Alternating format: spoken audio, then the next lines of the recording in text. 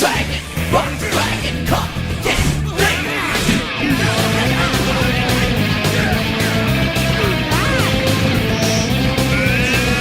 Dragon Ball Z.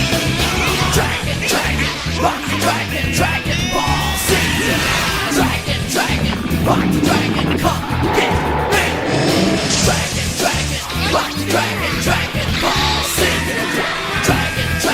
Rock the dragon, come get me.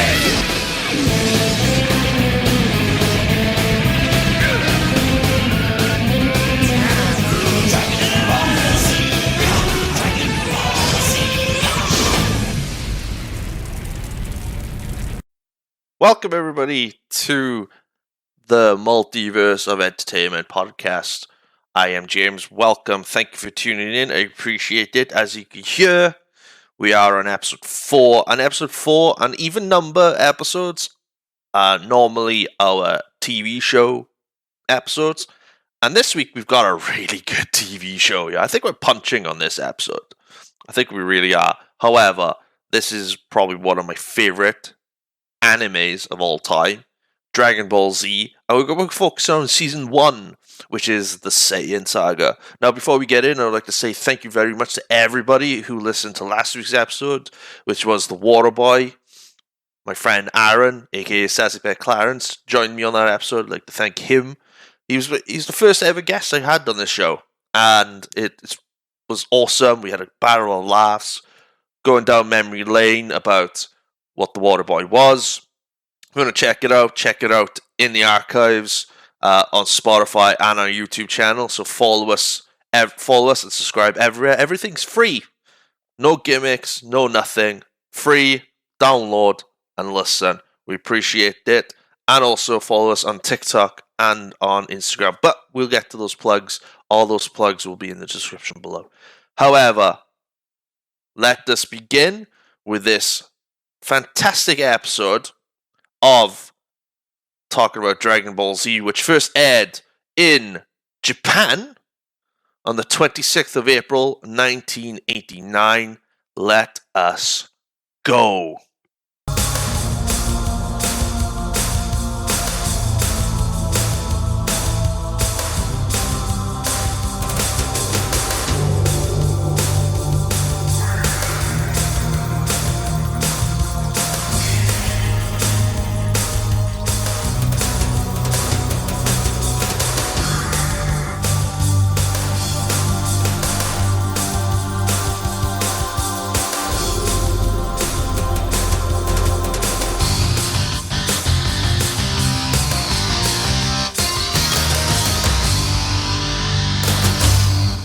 Okay, so, I love the sound of this music from this show. So nostalgic. So, we're talking about Dragon Ball Z today. Dragon Ball Z, amazing anime, one of my favorites. And the one I could pretty much religiously watch over and over again. And I could used to recite certain lines from the show, but when I was younger, but my mind isn't as good as it was before, so I have to watch it literally several times to, get all the lines and whatnot. But Dragon Ball Z is, the second, series following on from Dragon Ball, the original Dragon Ball series. When this series landed, it was only in Japan. I think it only came out in Japan, from April 1989 to January 1986, and as you can imagine, later on, they were broadcasted in 81 countries, from what my research says, and they were obviously dubbed in different languages, English, Spanish, Hindi, other languages as well. But this is the series, I think, that popularized the Dragon Ball world. Obviously, people will probably who have seen the original Dragon Ball before Z they'll probably say, "Oh no, it's Dragon Ball was like," because I didn't think of Dragon Ball until I didn't see Dragon Ball until after GT came out. Dragon Ball GT. I know everyone is like, "Well, we don't speak of GT," but like, fuck yeah, I like GT. Right? I think I'm one of the only people in the world that actually likes GT, and we will be doing an episode on GT in the future.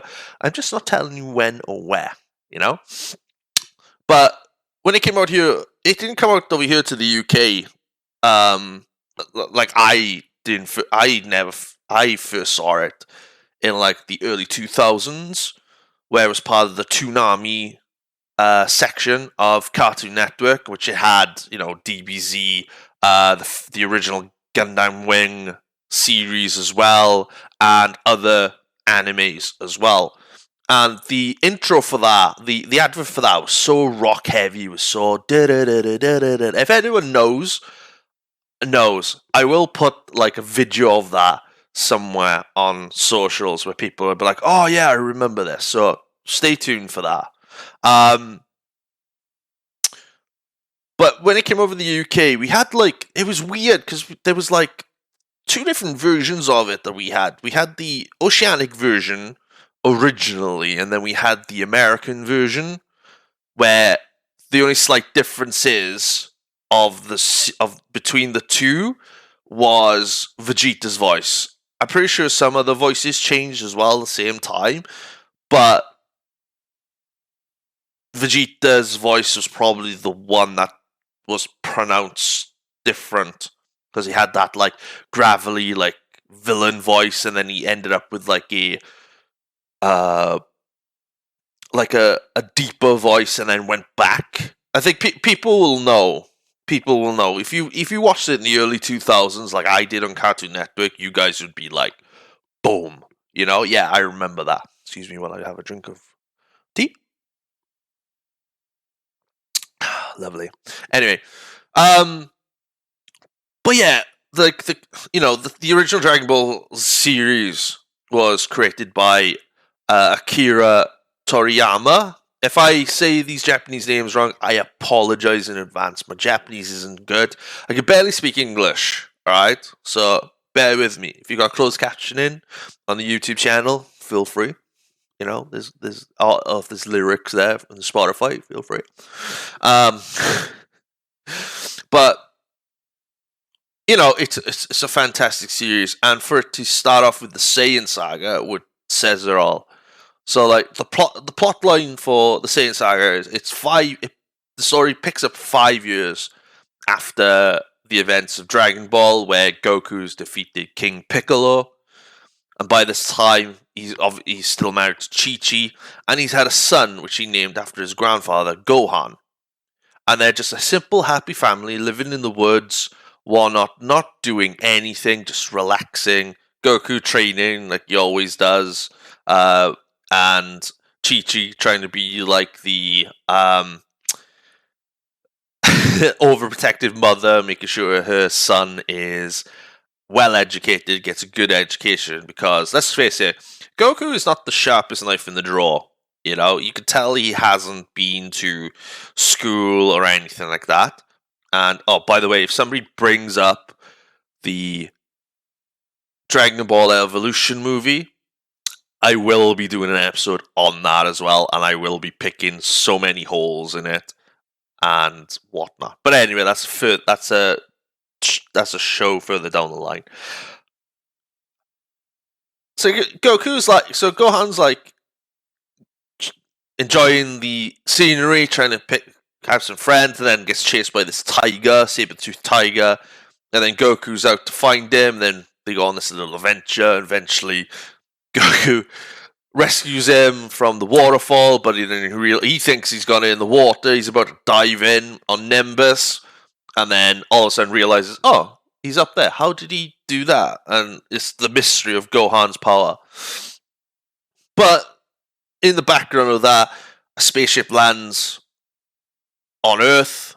It turns out to be a warrior known as a Saiyan by the name of Raditz, who has come to find a person called Kakarot. Now, nobody knows who Kakarot is, but he's obviously got a scout on his face where you can detect power levels, and he detects 2 strong power levels, which he eventually meets Piccolo, which Piccolo warns him and gives him a blast with one of his energy bursts, and realizes it didn't phase him, didn't scratch him, did nothing. So Piccolo is shitting himself, and then realizes, this person might be trouble. So he goes off and he pretty much goes off to find Goku to team up. By this time, these two are still enemies. They're not friends or anything like that. They are rivals and enemies. While that happens, Goku goes to see his friends who he hasn't seen in 5 years, and nobody's seen his family. Nobody knows he's had a child because he's so secluded. So he meets up with Roshi, who's a dirty old man. Great martial artist, but a dirty old man. Bulma. Enough said about Bulma. Krillin, and Olaf, and others as well. Turtle as well. But while this happy gathering is going on, they realize, wait, they sense a power level, which is like extremely evil. And Raditz appears. Raditz lands on the beach, on Roshi's beach, and he goes on and recognizes Goku as this Kakarot person. Goku is confused, everyone else is confused, and Raditz explains then, no, you're not from Earth, you're actually a Saiyan warrior who was sent to Earth to annihilate its population and get the planet ready to sell, because the Saiyans are not only warriors, but they're also planet brokers as well. So they find planets, take over planets, and sell them off to the highest bidder in this intergalactic slave trade. And needless to say, Raditz doesn't play well with Goku. Goku is like, I don't care where I am. I'm like, this is who I am. Earth is my home. Because Raditz was getting frustrated with him, and he realized, wait, where's your tail gone? And did you ever have a severe knock on the head? Which turns out Goku did have a severe knock on the head. Doesn't remember anything, because he was a violent baby when his grandfather found him, and had an accident, landed on his head, was recovered well, and then became a completely different person. So you go through that, and then Raditz is like, well, you've got 1 day to join me, otherwise this plan is blah, blah, blah, blah. It's going to get doomed, as all supervillains do. But in this case, Raditz decides to take Gohan hostage. Goes off, hits Goku. Goku has never felt the power like that. He's crippled, and then goes off, and Raditz goes off with Gohan and whatnot. Goku's going to plan to get him. Teams up. Piccolo arrives, sees the whole thing, plans to team up with Goku so they could take this person together, which they do eventually. They couldn't figure out where they had gone, but Bulma realized, wait, Gohan's wearing a Dragon Ball, which, if people don't know what Dragon Balls are, they're like these mystical orbs. The 7 Dragon Balls. Collect all 7 Dragon Balls, you get 1 wish. A dragon appears, and you get 1 wish granted, and then they go off, and you're allowed to use them then for an entire year. Gohan over in his head, so they could track him, and Goku and Piccolo go off to battle Raditz. The battle goes well. It does go well, however, spoiler alert if nobody's seen it, but definitely go check it out. Goku, unfortunately, is killed along with Raditz. Goku sacrifices himself so that Piccolo could use his energy beam, his special beam cannon, which he's been developing for Goku, but in a ironic turn of events, uses it to help Goku, but also kills Goku at the same time. You think the story ends there, but then you go on this whirlwind adventure where Piccolo then takes Gohan with him to train him in the ways of fighting, the way Piccolo fights. And Goku is in, it's not heaven, but it's more like otherworld. It's known as Otherworld. And Goku is told by Kami, who is the Guardian of Earth, that he must go off down this path called Snake Way, which is about 10,000 miles, to a remote planet where a Supreme King Kai will teach him and train him and get him ready to battle the impending Saiyans, which Raditz had warned in his dying breaths that 2 more Saiyans will be on their way. So Goku elects not to be wished back because his friends were going to wish him back, but he told them, no, wish me back in 1 year. Let me train up here first, get everybody else training as well, and then wish me back in a year and I'll be back. So everyone, it's pretty much where everybody trains for the preparation of the Saiyans. The Saiyans come in to take over the Earth, basically, but obviously the Earth's mightiest fighters want to protect that. So majority of the season though is like the Gohan story, where he's like this 5-year-old pampered kid. He's taken by his father's enemy, and he's left in the wilderness to survive. Now, to be honest, there are some bits of this which is funny. Some bits is like, but some of it's really annoying. Like, Kid Gohan just cries at everything, and it's so annoying. You just want to jump through the screen and just like, kid, come on now. Which sounds harsh, but everyone's like, well, you'd be like that if you were left out. But yeah, but this is an anime, you know? And he managed to get there himself, where he got home. He made his way home, basically. He pretty much went on an adventure where he went home. As soon as he got home, he realized, no, I need to train. I need to help fight. I need to help my father.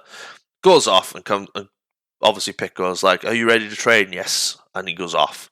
In between that, they realized what was happening, where they knew the tail was the weakness, but then when Gohan looked at the full moon, Piccolo realized, wait, they could transform. They could transform at the moonlight to these giant apes, which are mindless and will destroy everything. in an ironic fashion, again, which finds Piccolo destroying the moon, which Earth has no moon now, so nobody can transform anything. Goes off to that, and then we also then follow Goku, where he's trying to like get trained by this King Kai, but on the way he gets he falls off Snake Way into hell, tries to find a way back up to the top, which eventually he does, and then ends up in this palace with the Snake Queen. I can't remember what her name is. Somebody will tell me what her name is. And realizes he's in a trap, and then goes off.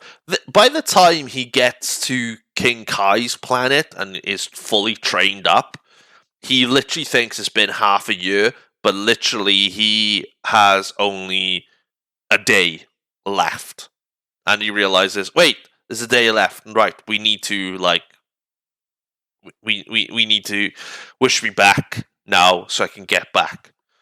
Which they do eventually. They do wish him back, and then it's a race against time for Goku to get off King Kai's planet, get back to the checkpoint where he meets Kami, and Kami can bring him back to Earth, and he can join his friends. In the meanwhile, you've got characters from the original Dragon Ball series, obviously you've got Krillin, which we established at the start. And we've also got Yamcha, Tien, Chaozu as well. They are training hard, trying their best. Training up in Kami's place, where they experience like this, where they fight Saiyans, but they're not real Saiyans, but they're like artificially made, or like some kind of like mind trick. I can't explain what it is, but they fight the Saiyans and realize how strong these Saiyans are. So it's kind of like a reality check for them. Also, you've got Yajirobe as well, which later on we'll get to in a bit now, because Yajirobe is actually a funny character. Annoying character, but a really funny character. So the time comes, the two Saiyans arrive, and it's none other than Nappa and Vegeta. Vegeta is the prince of all Saiyans. His father is King Vegeta, obviously. And Nappa is Vegeta's second in command, who's been with him since he was a little boy. And these two realize, this is Earth. How did Raditz lose to these Earthlings? But Vegeta's all tough and like, Raditz was weak and whatnot. So all the Z fighters land in one spot. The Saiyans read them, they go off, and they're ready to go. At this time, though, as they're preparing to fight, the army come out of nowhere, and Raditz has some fun while they wait, destroying everybody in his path and whatnot, and coming back to fight. Without breaking a sweat, mind you, because these guys pose a serious threat. Because what they're after is the Dragon Balls, but then they realize that the Dragon Balls have been used, so we can't do it. They can't do anything with it, and we have to we'll have to destroy the planet anyway. Let me have a drink. Oh.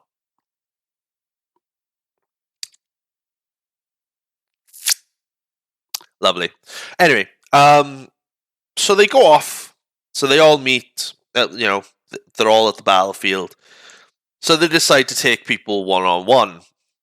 Nappa is ready. However, Vegeta is like, no, let's give the Cybermen a chance to fight.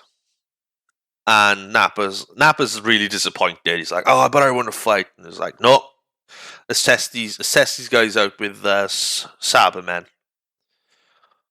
And Nappa just plants these like little seeds in the ground. I think there's 6 or 7 seeds, and they drop them in. Puts this like water or acid over them, and then these green buggy things come out of nowhere. The Z Fighters take one-on-one on, obviously. So they ask who is the first one to fight. Yamcha is the first one to fight. I think, is he Yamcha the first one to fight? Yeah, Yamcha is the first one to fight, I think. And then they fight. Him and the Cybermen fight. Yamcha gets the better of one of them and realizes he's disappointed. The Cyberman's disappointed. But all of a sudden, the Cyberman just jumps up on Yamcha, grapples him, and Yamcha can't let go. He's literally stuck. He can't get out. He's trying everything to get out. And then all of a sudden, blip, bang. The Cyberman explodes, and Yamcha, unfortunately, becomes the first victim of the Saiyans. And this carries on down the line. Like, Tien fights, and Tien beats one of the Cybermen, and Vegeta ultimately kills one of them because he was like, disappointment. This was a weak one. But eventually, all the Cybermen were killed. Eventually, they were all killed, and then it was down to Nappa. Nappa then decided to fight. For Tien put up a hell of a good fight. However, there was one move in which Nappa did, which ultimately cut Tien's arm in half, so Tien was very, very weak. Chaozu sacrificed himself, blowing himself up, trying to kill Nappa, which didn't work. And then Piccolo, Gohan,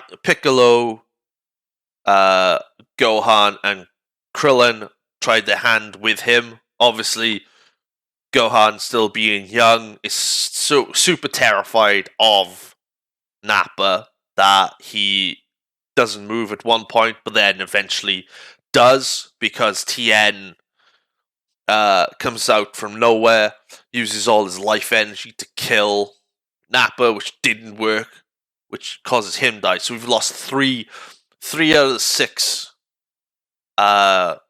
Z fighters, and it looks bleak. It looks absolutely bleak. Gohan can't take it anymore. He goes nuts. His power elevates to a point where he could put up a fight, but then it dies down and is vulnerable, which ends up Piccolo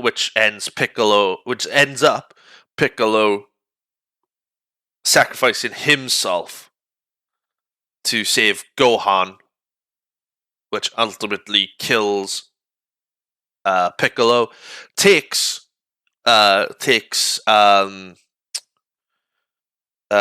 with him as well, because as you learn, they are two people sharing one mind. So if one dies, the other dies.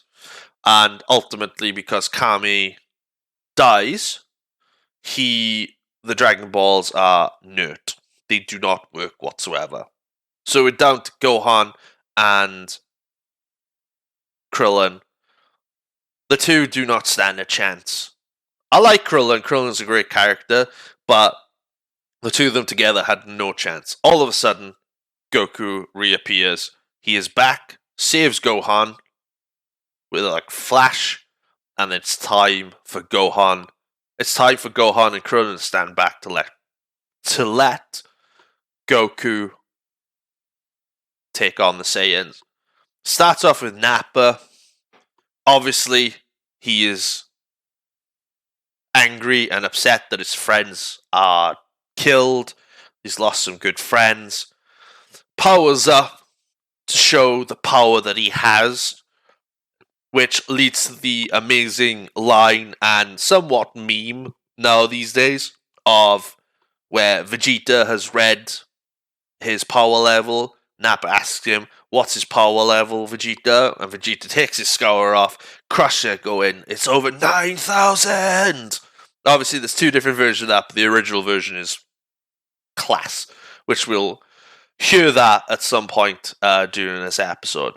You got me!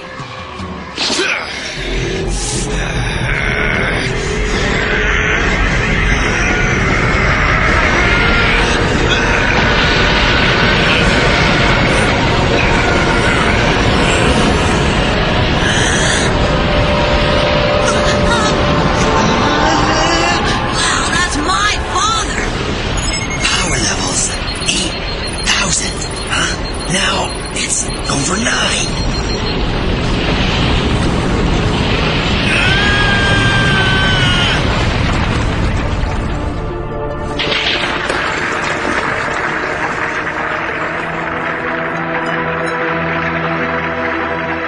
Vegeta, what does the scouter say about his power level?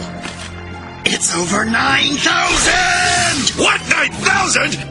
There's no way that can be right! Can it? I think it's right.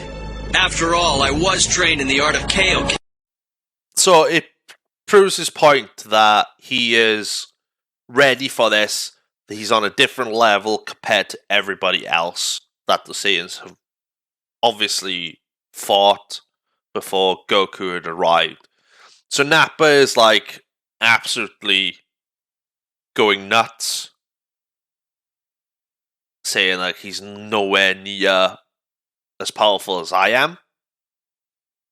And Goku, obviously without breaking a sweat, proves how good he is and how powerful he is, in which he eventually takes down Nappa, does the Kaioken attack for the first time, which is lightning quick, and because of the attack, has crippled Nappa. He's broken his back. He can't feel his legs.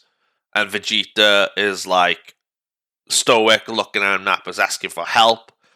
Vegeta grabs him, smiles, and then launches him in the air. And you're thinking, what the hell is going on? And then all of a sudden, Vegeta just one big power move, one big blast of his energy, and Nappa is no more, gone, destroyed.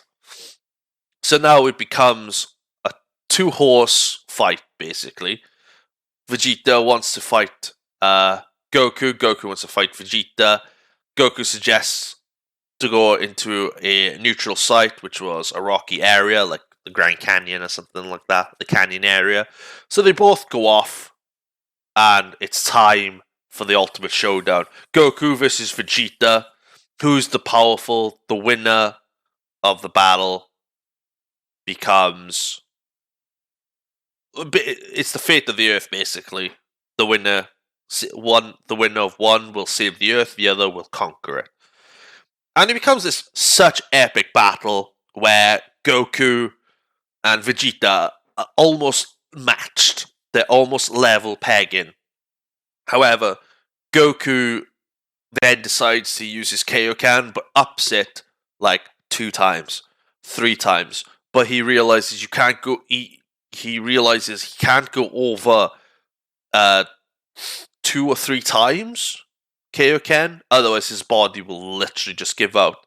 But he has no choice where Vegeta is threatening to destroy the Earth with one big blast, where he charges up his Gallic gun, and I think this is the epic scene in this season where Vegeta is up high, he's preparing to use his Gallic gun, and Goku's on the ground, ready to use his Kaioken attack, but use his Kamehameha wave as well, which he amplifies with the Kaioken attack. He starts with Kaioken 3, massive blast, huge blast, light display. It's phenomenal animation and artwork. It's absolutely incredible. They're even peggings. They're so even that the world around them is crumbling and shaking. Who knows who can topple it? Who will be the best? Who is the strongest? Who has the more powerful beam? And then one last-ditch effort, Goku screams out Kaioken times 4, and boom! His Kaioken, his Kamehameha wave, along with his Kaioken attack, merges one and launches Vegeta into the air. Obviously, the Kamehameha wave is not like one of those moves where it hits you, you explode. You know, it's an airbending move where you get hit by it, but you go with it. You know, and even Goku turns around and says, "No, he's not dead. He's just taking a ride on the wave," which eventually does come back down and resorts to a desperate act, which we'll get to in a second. Dodge this next attack if you can! But even if I miss you, this whole planet's going up in smoke! That's not fair!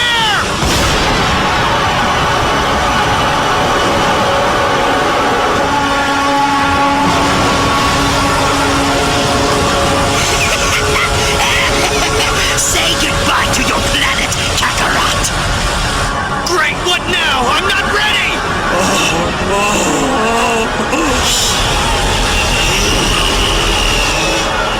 I don't have a choice!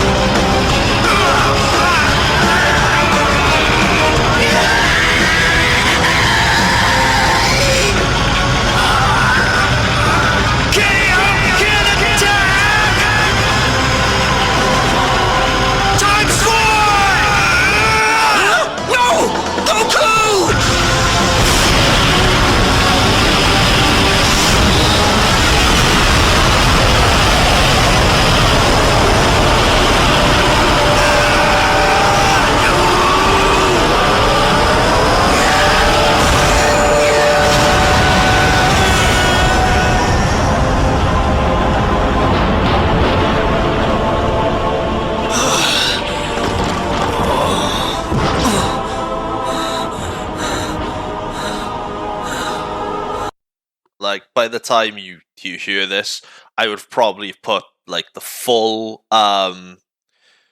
Kamehameha versus Gallic Gun video or audio on this. You can hear the actual like how intense that particular scene is, and it is one of my favorite scenes in the show. Obviously, Vegeta's hurt and whatnot, and comes down, realizes there's no moon, and uses a Blutz wave where he artificially creates a moon, and his desperation becomes a great ape. He's stomping away, he grabs Goku, literally crushed every single bone in his body, and there's no hope. There's literally no hope, and then all of a sudden, out of nowhere, young Yajirobe just cuts his tail off, which transforms himself back into his regular frame. He's not happy. He's upset. He's pissed more than anything. He's pissed off. Kicks Yajirobe, kills him, literally almost kills him. And then it comes down to Gohan and Krillin. They get one up on him. Eventually, Gohan, thanks to the Blutz waves, becomes a great hero himself and ultimately defeats Vegeta, really, where Vegeta cuts his tail off, but then realizes, I've cut his tail off, but he's transforming too slowly and I can't get around him, which eventually gets crushed by Gohan during his de-transformation stage. And eventually, everyone is down, everyone is hurt, no one has anything left. Except Vegeta picks up like this microphone, this remote control from inside his armor, presses a button, and his ship comes and arrives from where he landed to where his position is now. He slowly crawls in to the ship. Krillin sees that he's about to escape, grabs Yajirobe's sword, and an final act to end it all. Krillin was gonna drive the sword straight through the heart of Vegeta, but Goku stops him immediately, saying, "No, let him go. He knows what we're like. He knows what we are now. He knows that he won't mess with us anymore. Just let him go." Krillin didn't want to. He wanted to kill him. Reminding Goku he killed Yamcha, Tien, Chaozu, and Piccolo. It's like, yes, but we can bring him back. We'll find a way to bring him back. Just show him mercy, and this could be the turning point where he will change his ways. Which makes Goku this sentimental character. Like, you know, he doesn't want to fight. He's a martial artist, but he doesn't want to fight unless he has no choice. And Krillin eventually relents, drops the sword, lets him go. Vegeta cackles in his pod, saying he will return stronger, better than ever, and then goes off in his ship. And that is it. The Earth is saved. Goku and the Z Fighters have defeated the Saiyans. And now the question is where do we go from here? How do we bring back our friends? What is the next step? And we go off on this little thing then, this little tidbit towards the end where everyone picks up Goku, Gohan, and Krillin and Yajirobe. Take them to the hospital, obviously. However, they also grab the bodies of the dead, which unfortunately is only Piccolo, Tien, and Yamcha. But I don't know if they do, but I think their bodies eventually disappear, where you'll find out later on in another season where they went. But it goes off then from like the serious scene to where Goku is in the hospital. They're trying to bandage him up, and he's moaning, he's screaming because he's literally broken every single bone in his body. He is screwed, not only from the broken bones, but his body is so exhausted from the Kaioken attack that he's used, and his body is just fried. So he's on this recovery, which takes him a long time to do. I think it goes on to like halfway through like the second season, which we'll get to eventually.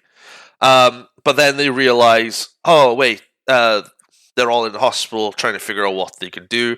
And then Mr. Popo, the gallant friend, the unsung hero of the Dragon Ball, in my opinion, he contacts everyone in the hospital and says, there is a way to save your friends. We have to go to Namek, where there are a set of Dragon Balls there which you can wish your friends back. And then they go off on this epic adventure where it is now time to go into space, find this planet, and find the Dragon Balls. And the season ends there. There's a lot to get through in that show. There's a lot to get through in the season. I was thinking about doing these episodes these episodes like one here or the other, but I just thought, screw it. Let's see how the season goes and then go from there. But I think this is what's going to stick off. So if you've so that's pretty much it. If you haven't seen it yet, if you haven't seen Dragon Ball Z yet, recommend checking it out. If you're first time watching Dragon Ball Z, I would watch like the remastered version. There are different versions out there. Obviously, there's a YouTube show called Dragon Ball Z Alt Bridge. I wouldn't watch that yet. That's more of a comedic version of DBZ. There is also a version called DBZ Kai, which is exactly the same series, but it's got English dub in it with Japanese music, and the episodes are shorter. There's not as much screaming in that show, and the episodes are shorter as well. So I think there's less episodes in Kai than there are in the original. But go and watch the original versions first, wherever you're from, and check it out because it is one of my favorites shows of all time. I think that's it. I think I'll leave it there. This has been a long episode, which I thought it would be, but I'm trying not to get it over that hour. But yeah. If I was to give season 1, if I was to give the Saiyan Saga a rating, let's use Dragon Ball. 7 Dragon Balls. So out of 7, definite 6.5. Which is the highest rating I've given anything so far on this podcast. But 6.5, great series, awesome show, and a good way to kick off this series. So I'll leave you with some music now. Yes, we're doing it traditionally. We're going to leave you some music, and then I'll do the outro, and we can go.